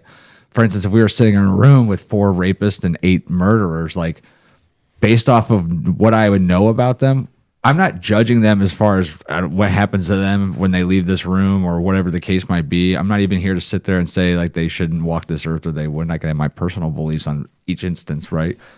But I can tell myself like that's not somebody I want to be associated with. And that doesn't necessarily come from God. That's just come from me talking to myself. Like, who do I want in my life? Who are the people that I want in my life? Who are the people that I want around me? Who's going to allow me to feel safe, my family to feel safe? And who am I going to be able to protect myself if I need to? Like, those are all things that I'm going to determine on my own.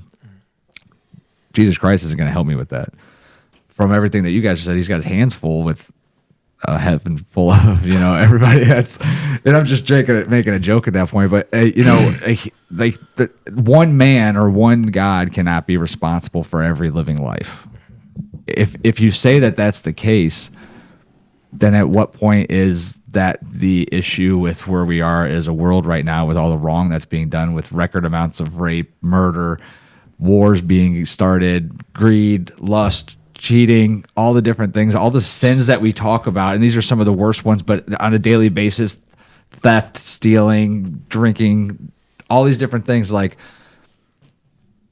at what point as God does he say, I need to make a comeback to her? So I think it all comes back to so let's start from, I'm going to go from attack one thing at a time that you said, all right? Let's start with the fact that you keep saying that God wasn't there the entire time. So incorrect. God lives outside of time. If he made Earth, if he made the universe, he's been there before us, before everything. So, everybody knows the story about Adam and Eve, but let's go past that. Well, hold on a second. So you're saying that the original people created were Adam and Eve and that it didn't come from evolution over time. Correct. So that one day a chick and a dude were just placed on this earth and through incest developed the entire world. No.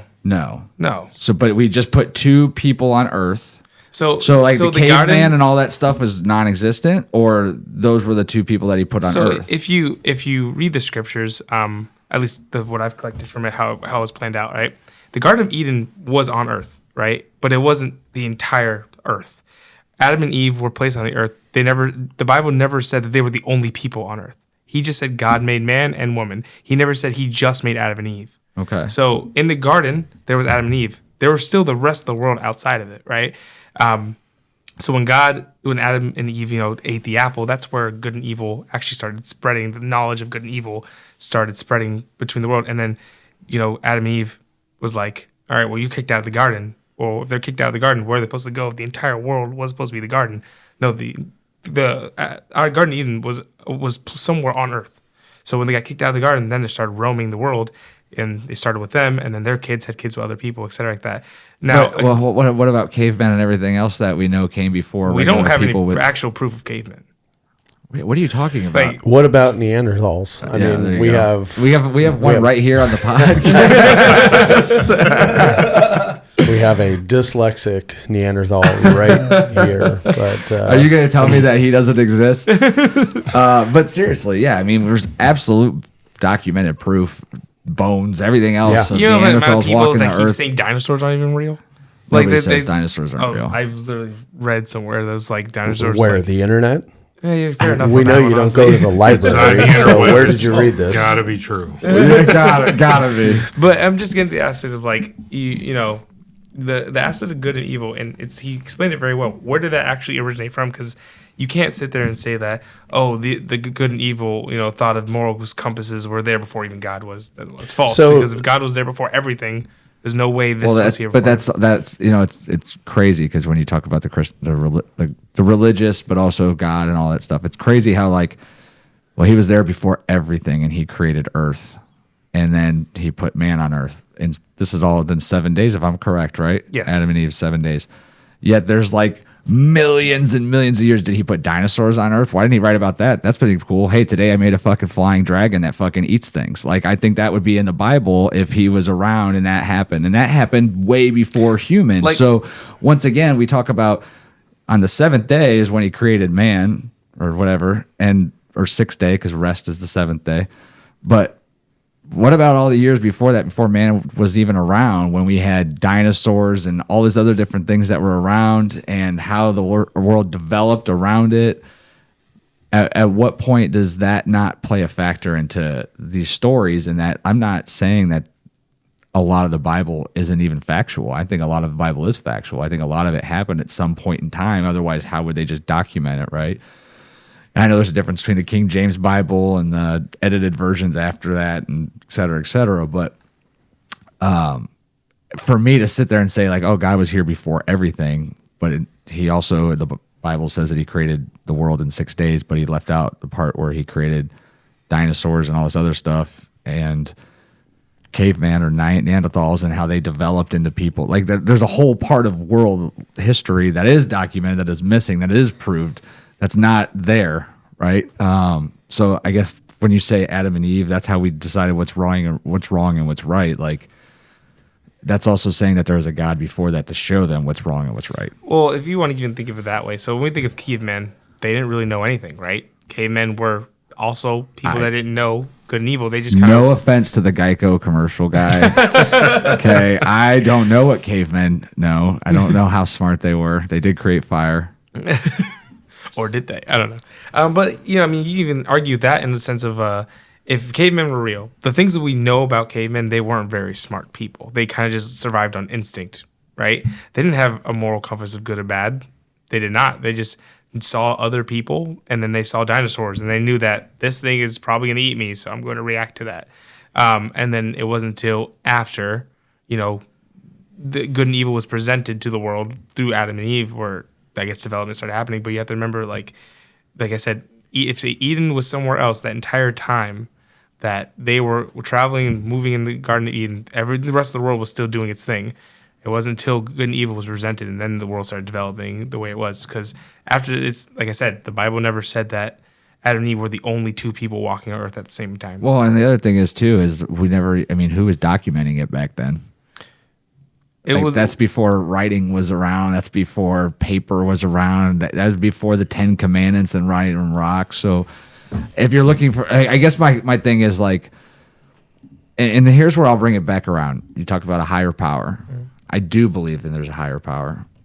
Whether it's internal, whether it's our subconscious, whether it's the Kashak, what are they called? The Shekinah glory.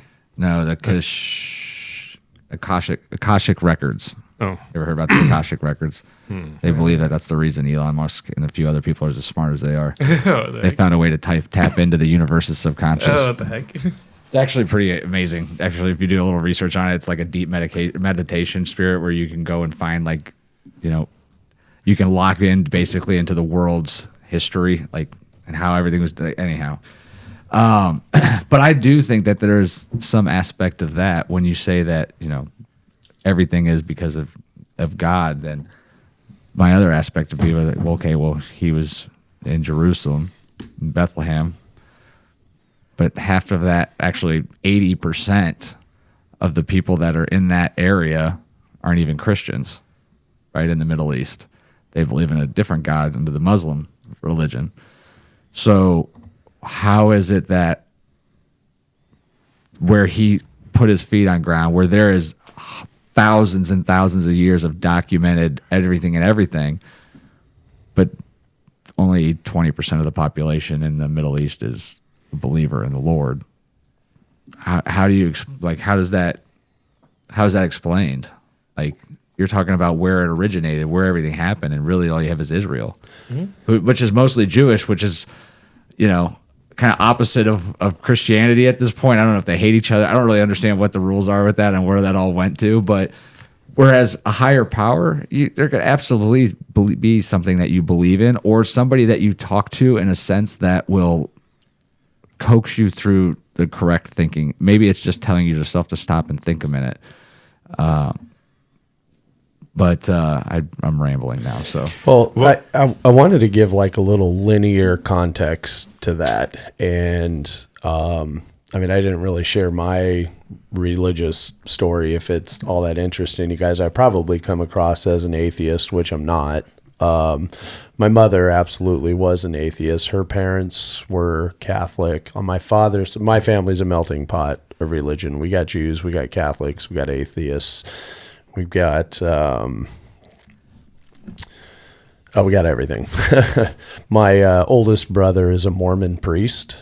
And back to that question I asked earlier, like I think about, okay, so if there's heaven, there's hell. My brother, the Mormon priest, he's definitely the purest man I know. Like, he's been married and they're Mormon. They have 48 children or something. just kidding, George. No, beautiful family. But to think that, he's going to be in heaven with Hitler because Hitler was a Catholic, a devout Catholic. And at the very end, before he took his own life, decided, that was probably a bad idea, but please forgive me, let me into heaven. So cynical, obviously, as you can tell. I've never been baptized. I'm agnostic, 100%. But to put some linear context to what you were saying, and I think you have to reconcile things in a timeline. And so, I have the same question of, okay, so God created the earth and everything on it. Okay, when is the first question, because there's evidence of human beings 15,000 years ago. 25,000 years ago. Even more, right? Yeah. So and let's set aside the evolution argument, because, there's a whole argument, right? Like, we evolved from apes. Well, apes are still on the planet. So if we evolved from that, why are they still here? Like, right. They should have went away. So we can dispose of that argument. But the Neanderthals is a very interesting one because they're not on the planet anymore, but their remains are. So you can see those in museums and everything. So that's got to be reconciled. In terms of education and what we learn from each other now, obviously they didn't have Wi-Fi 5,000 years ago. So, and life was very different. You didn't have, the grocery store. You had to go hunt for your food. Otherwise you died. So, we as human beings and, Neanderthals ahead of time figured that out. And Danny, to your point, when they went outside and they said, holy shit, like, what's this massive thing that's trying to kill and eat me? Like, I better stay inside or I better figure out a way to kill that thing. So, right. So we figured those things out. But so then my first question is that, so if God created everything, that includes the plants, right? And he created the animals, but they didn't start writing about this until 5,000 years or so before, or they didn't, let me rephrase.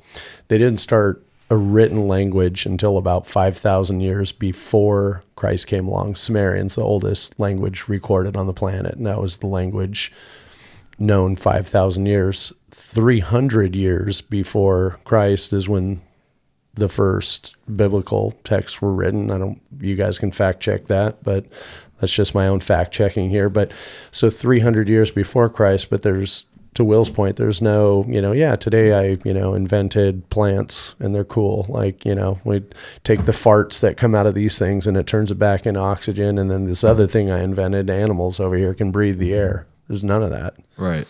But it just goes straight to a book about what the human beings can and can't do. Like, why is there no Bible for what the plants can and can't do? It's a question. Well, in that aspect of, so when God created the vegetation and the other animals, they are just that. They're vegetations and other animals. We are the only creatures that are made by God that have a soul. So a dog, a cow, a horse, that's why Adam was told to name all of them and have control and authority over all of them. When God made them, he just created them. When he made Adam, he said, let us make man in our own image. And that would be the Trinity, Father, Son, Holy Spirit, having the conversation of making man. To go back to creation, I guess that depends on what do you think. Was it literal 6 calendar days? Or was each day possibly 1,000 years? Or a million. I mean, Or- I think the Earth's been around for a couple million years as well. Well, there's the young Earth and the old Earth. So there's around 5,000 to 6,000 is the young Earth people. And, so when he made Adam, he was a grown man. He wasn't a baby like when Christ came in and all of the other things. So when he formed the earth and made the earth, who's to say that he didn't make it already aged and that dinosaurs technically never walked the earth, but their fossils and the bones and stuff were put there. They were made into it. That's a I mean, tough if one. he's God and he can do anything, That's a tough one for even me to swallow. That's a crazy one, actually. But I and can I've heard see. that I one mean, too. I mean, there's a lot of ways that you can kind of go around and say, hey, look, if he's God and everything is possible, then what isn't possible? right? I mean, if Which why it's kind of the ultimate religion in that aspect. Because I mean, you could literally answer any aspect of it with because he's God. So what? You know what I mean? Like he could have done this, or he could have done that, or he could have done this in any sense of way. So I guess I never thought about like he could have created the Earth and made it already 1 million years old and already put dinosaurs dead and gone and everything in between. I've heard that specific argument like years and years ago that like, no, I put those there specifically to Give you something to find. to have you test your faith in me. Like I've heard that. Interesting. That is an interesting one too. But the other thing, I guess, just on that timeline there is that. So who wrote the Bible? It had a bunch of different authors. Okay, so who wrote the very first one? The first book, Yeah. if I'm not correct, I'm pretty sure it's just Matthew writing everyone logs, basically like writing off, because the Old Testament was already written. So then when it came over for the Gospels, it was literally Matthew, Mark, Luke, and John sharing their point of view. So it's like, I don't remember how many authors there is. Like over like... And when? I don't know. And when I guess. So I think it's 15 authors Yeah, 15. over. I know it's over 1,500 years. So it's let's use a little AI Google help here. So the Bible was AI written Google. by Or over 40 40, authors, 40. different backgrounds over a period of almost 2,000 years. Written by people with different backgrounds, including scholars, shepherds, kings, commoners, fishermen, tax collectors, doctors, and priests. It was written in three different English or languages. It was a period of over 2,000 years. Across continents, they each wrote in their unique style, editing. It's been reshaped and edited quite a bit over the centuries. Actually, I just saw something the other day. It's more like edited just to like, because if you look at, like I have a really old King James my grandma gave me a long time ago. Then you look at the newer edited, it's like why Bible says thou and like he, like just words that you just don't use. And then you have the edited version, which is more like us speaking in a way we can understand it. That's where it gets really edited. It's more like so it can match the times. You know, the New English Translation, the Bible is more like using actual words that we use nowadays instead of like, you know, THO and thou, though, the Yeah, of course. and stuff like that. Yeah, makes sense. I actually saw something today. I was trying to look it up, but I saw that each account in the initial Old Testament had 300 variances or something like that. I was trying to figure out where I came out with that, but it was just interesting that that was the case. So I mean, we've all played the telephone game before, like in elementary school, right? Where you have somebody start with a message at one end of the classroom, and then you whisper it in the ear, and then by the time you get to the end, like it's something completely different. Do you ever wonder about that with this, like with that many authors, and it's been written and rewritten over so many years, and then you add in the language changes, like even if you think about just the time we've been alive, like just slang phrases we communicate. God, I hope the freaking today's kids don't get to fucking edit my any God, aspect that's of it. 20 years. Yeah, God if they dropped talk manna. about Jesus Christ being fly or something of that nature. Hey, or, yo. Yeah, Jesus dropped manna from the sky, and everybody said this was bussin'. They said the manna was Yeah, bussin'. no cap. No cap. I know Jesus definitely did not say no cap, and he also did not say a yo either. by the way. definitely not. But to answer your question, I mean, if you look at the Bible from older ones to now, I mean, even like taking mine and looking at one of the newer translations, no, I don't think the telephone game kind of matches that aspect because you have something like fully written down and you have a physical piece of it, and you're just basically just copy and pasting, but like making the words kind of roll off the tongue more to match the generations it's being written in. Okay, so if somebody was, let's say, from Pakistan and sitting here at this table with a Quran sitting on the table here, now what? Go ahead. Well, the Quran was written 400 years after Christ. Mm-hmm. So if trying to put the Quran up against the Bible, I have eyewitness accounts from Matthew, Mark, Luke, and John. Eyewitness. This was written 400 years later. Which is going to be more viable? Which am I going to have more faith in?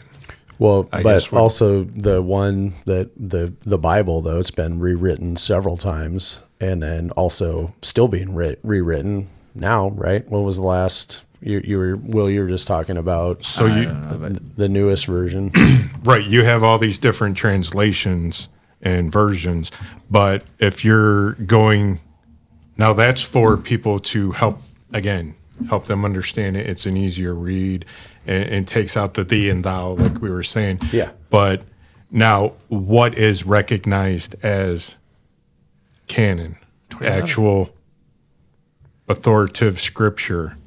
Which ones are recognized in that manner versus just, there's 100 different translations. Yes, you can scrutinize it and take it down to this is what the original text said. Okay, well, as he pointed out, before there was paper and pen and ink, how did they do it? Well, it was all recited. Mm-hmm. So it was all by memory. So going back to you have several hundred years where they're actually reciting it because again, there wasn't copies of the Bible the way there is now. No. And when you had the scrolls, those were kept at the temple. Those didn't leave the temple. They didn't come out. So you had to memorize that and share. That's why going back earlier, from 7 to 12 years old, that's how you memorize that. And why? Because that was how you read the Bible back then. Now you have finding like the Dead Sea Scrolls and stuff. These things are confirming what was actually said and written and with the scrolls. That backs that up. And again, the eyewitness accounts, I think that's where you kind of set the difference of, 400 years after the fact of him walking the earth versus, again, the eyewitness accounts. And so is the Quran wrong then? it's just inaccurate compared to Well, eyewitness accounts. once again, it depends on what side of the Bible versus the Quran you feel like, because the people in the Quran I was just reading, I'll tell you that it was written by the angel Gabriel firsthand as well in that sense. So I think the Quran is said to be written through the Word of God through his angel Gabriel. versus the Bible, which was a depiction of firsthand accounts. So, I mean, ultimately, and you could say it was started later. Sure, you could also say there was other religions started earlier. It's hard to say, and while there's some unbelievable conversation that we could continue with this, we could literally go on forever and ever. I feel like, and I'm just a regular guy. I really don't know as much as the internet has taught me as about my limits on this, but I do want to hear. We started talking a little bit about what you're planning to do in the future. You said you wanted to get the word out about your Sacred Ministries. Is that correct? Sacred Ministries. Yeah. How did you come up with the name with that? What does it kind of mean to you, and where do you want that to take you? Basically, just the scripture and the sacred, taking like communion, and being into this covenant and this intimate relationship with God. That's kind of how I came up with it, and it was just coming up with different terms, obviously a catchy name. You want to be out there. You want to be, and then it's like, okay, well, here I am, a half a century coming into the game in my lifetime, and all the good catchy names are taken. I know you get what's left over. I gotta tell you, I like Sacred Ministries. It's sharp, right? I'm going on there, and I'm like, all right, well, what .com, .org, and it just. That one just kind of stuck with me. Bible name generator, just clicking it. And like I said, so we started the Sacred Prison Ministries out of Heartland. So trying to get a group of people together to, pray over the prison ministry and eventually start training them to get them to go into the prison with us. Like I said, I go into Grafton every other week doing the CR with Prison Fellowship with those guys. I've gone into Lorraine Correctional with Grace Church. They have a great program over there, and the Bill Glass Behind the Walls. And then I started my own thing. I had a guy so I'm waiting for all of my background check and stuff to get into the prison because, when you have a sketchy past, you kind of got Yeah. Anyways, different show. We'll talk about that at another future date. Yeah, we need the funny stories to top it off, but go ahead. So I'm waiting for my background checks and stuff. And my one buddy that was in prison ministry for 30 years is like, hey, you want to go, I'm doing a communion at a nursing home. I could use some help. I'm like, all right, cool. I'll help you out. And I went with him, and I'm like just amazed. We're in a dementia unit. Most of the people are lethargic and stuff. And they're not really, but you can see the twinkle in their eye, and you can just feel the Holy Spirit just swirling around the room. Love that. And it's like, this is like impactful, man. This, like, God just touched my heart right then and there. And I'm like, what brought you to this? Mm-hmm. And he said, because somebody asked him that, the average age for people in prison that you minister to, and they have readily availability to Bibles and books and studies and stuff. The people in the nursing homes, if nobody comes to them, they don't get this. Yeah. They don't have this availability. So, God just put that on my heart, and I have 5 nursing homes that I go to biweekly and do sermons. And I have nursing homes where they haven't had communion in over a year. Wow. 5 years. That's crazy. I give them communion. A couple months ago, I baptized 6 people. 2 of the workers actually got baptized. That's pretty awesome. At the nursing home. It's just to expand into that. And just to watch God move like that. It's just my ultimate goal would be to find a church to lead and, and grow a congregation that could, not that a steel worker is hurting for money, but, when I don't charge the nursing homes, I don't take any donations from any of the residents, anything that I do is all out of my own pocket. So I buy them Bibles, I buy them gifts, I buy all the communion supplies, the baptism, I print them certificates, everything. It gets costly after a while, especially the more it grows and stuff, but it just... it's doing God's work and building His kingdom. And so, is there a spot if anybody's listening right now and wants to kind of help that cause? Because I think those are 2 great causes. And like I said, regardless if you believe in Jesus or you don't, if you believe in a higher power or you don't, I do think what you're doing is offering people something to spend their end of their lives, or something to help them become a better citizen when they come back out of prison, or deal with the scenario that they're currently in. Right. And I think that that's something that should definitely get some boost out there. So if somebody wanted to make a donation, is on your website, is there an opportunity to do that there? Do you have anything set up on Facebook or anything like that right now? I do not through the website. If you contact me through the website, like I can do through PayPal or anything, if anybody would be willing, that's not my purpose for coming here. Obviously. No, I know that, but appreciate it. I don't know. We don't have thousands of viewers. We're new here, and you talk about starting up, and starting up is expensive when you want to start getting some Just of love these to help things. the cause, of course. Absolutely. There's a lot of stuff that you could maybe do something small, like setting up your own YouTube channel and starting to do that stuff, streaming online. Like we could do a live podcast with the prison that they could log That'd in be from cool. their I would love to be computers. part of that. That would be awesome. But there's just be some stuff that we could get to do and help each other out and help you get started, because I appreciate you coming on tonight and sharing this awesome story of yours. I'd love to hear more about that story. I'm sure you share some of that during your leads and things like that. But I can imagine a guy who's spending his life going 100 miles an hour with his hair on fire and every kind of drug and pill that you can imagine inside of him. Yeah, man, that's a beautiful testimony, dude. Like I just hearing it, man. It's just I just love seeing how God can literally use someone like you as an example. Going through all of that hardship and just to come out the end of it as fully changed, fully given to grace, fully just surrendered to Him. It's just like finding your path through God. Like that's such a huge thing, and that's why God gave us the power to share our testimonies, just to be that example, to show that like no matter what you're going through, you can, with the power of Christ, change your life and change your aspect and just be filled with joy. And I think that's just beautiful, dude. Something else you brought up too is you talked about you love to have your own church, your own congregation, and I honestly think that's where a lot of the churches kind of lost me years back, is how big, disgustingly over expensive right that comes from who's at your church and the money that they give and the expect.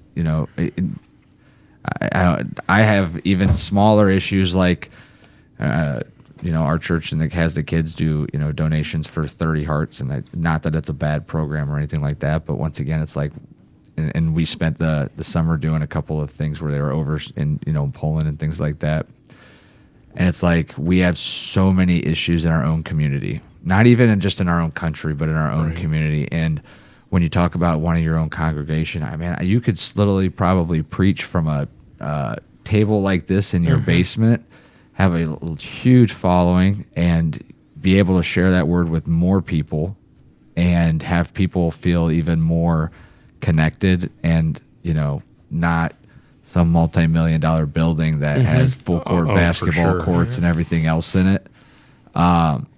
Because once again, those were things that were around when Jesus supposedly walked the land. He didn't ask anybody to pray from some huge, ridiculously overpriced building. Jesus preached on freaking rocks. And I think that just kind of shows where the human element has kind of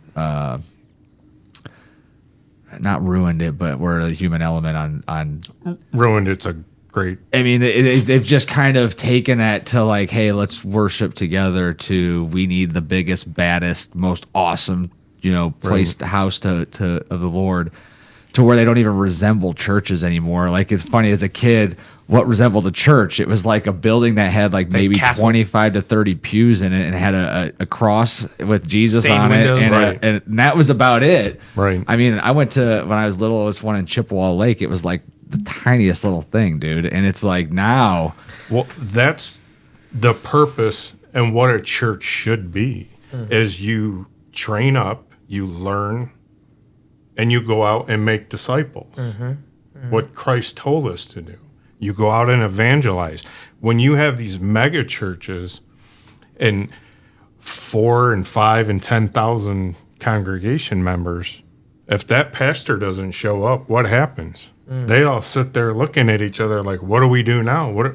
You're not, they're on their own agenda.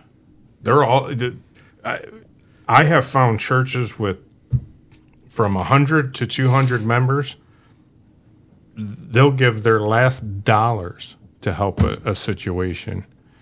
And these mega churches are all about their own agendas. I mean, when you got Joel Osteen on there saying, hey, congregation, I love you, and God wants you to buy me that bigger jet. You know, I mean, who can afford to give me $50, Right. $100, making everybody put themselves out on I mean, blast? it's just and it's sickening and sad what happens, and we lose sight of.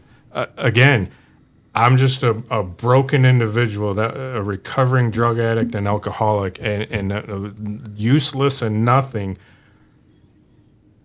But now I'm a child of God, and I can share this testimony and bring somebody out of the darkness into the light. I've done my job. I can't do that by preaching to the same people. I got to keep getting out and getting to new people. Sure. And that's what it's about. well, because then they continue that story for you, right? Right. You know, and I think that was the original idea of it. It wasn't just one man and one man only in one church. It was the idea, like you said, that, you know, these 10 people would learn it and then they would go spread it. And then they would go to this town and then they would spread it. Spread the good news to everyone and the word far of, along. The word of, you know, God spread through that aspect of things. So, And then Satan got in there, and they started getting selfish. And hey, I can get this, I can have that, and just very sad. I mean, it's life in general, though, right? As a population, you talk about, you know, we talked about earlier, where's that moral compass gone? Right. It's kind of out the window for most people. Definitely. Now it's a very selfish world we live in, even for people that claim to be followers of Jesus. Like, there's a lot of them out there that they can claim all they want, but they're quick to, you know, avoid the as you called it, log in their eye, and they're quick to judge for everything and everything. They're quick to point out that they're better than somebody because of a certain thing or whatever the case might be. You want to know how good the Christians are in your church? Start cutting them all off on the way out of church. You'll get that number one salute, I promise, out of at least one. There he is. I'm talking about that. There's actually a video. I'm not gonna find it. It's on YouTube. A new priest, before showing up to a church, dressed up as a homeless guy, stood in front of the church, and see how many people of his new congregation would give him donations, not knowing that it was the guy. Oh, it was that's his priest. great. That's And really it, good. It was literally, I like and that. he's like, only, I think out of like 200 people that showed up, 5 people gave money. A lot of them literally told him they shushed them away. And he's like, we need to start from the very beginning. Yeah. You guys need to start reading the Bible. And I was like, holy. It went viral for a few weeks on Right. YouTube. I'm sure that's pretty interesting. That's story, really big. which is funny because the other day when I left the church 2 Sundays ago, there was a homeless woman as you were, you know, and you're pulling out of Heartland down that main road. No. She was sitting right there at their big conversion van parked there, and I was watching, and I was like 1 out of 3 people were giving her money, and I was like, fuck. Quit my day job. This guy's got it figured out. She just goes, hangs out at the fucking churches, picks a Sunday. All right, I'm gonna do this one, and just 1 out of 3 people. She probably walked away with $1,000 that day, give or take, you know. But interesting. I was surprised to see that many people will give her but nobody stopped to be like, hey, what's going on? Like, how can we help in other ways other than give you money? You want to come inside and get a meal? And I think that kind of would have been ideally, that's how I would have wanted to do it. Why? So a rhetorical spin-off question of that. So why do you think people do that? Like, why are they so eager to walk into Joel Osteen's church and give him money, but not give, because he doesn't need the money, right? We can all agree on that. Well, Joel Like, Osteen's really good at making people want to first of all, you got to think of who's in the church. Then you got to think of what the idea of it is. Like when you start off saying, who can afford to give me $100 today? Right. Well, now you have the people that can't afford to give $100 trying to look like the people that can afford to give $100 and literally pulling out their last $100 to say that I can, just to feel a little bit better. Meanwhile, the guy that can afford to give $100 probably either 1 isn't, or 2 he's saying I could give $500 because it makes him look that much So more. here's, It creates that environment. That's a devil's environment if I've ever seen one. So to go even further, just in the U.S., religion is a $75 billion business. B with a billion with a B, and of the donations, only 40% of it's in cash. So these mega churches, they're making donations on credit. Yeah. So, which is costing them more than what they're donating, right? So think about that. So they literally don't have the money to give. So they're borrowing to give. But why? Right. Because they're being not preached the gospel. They're being preached that religion of this is what you must, these rules you must follow and have your best shot at getting into heaven. Because if they were being preached the gospel, I know there's nothing I can do. Christ did this for me.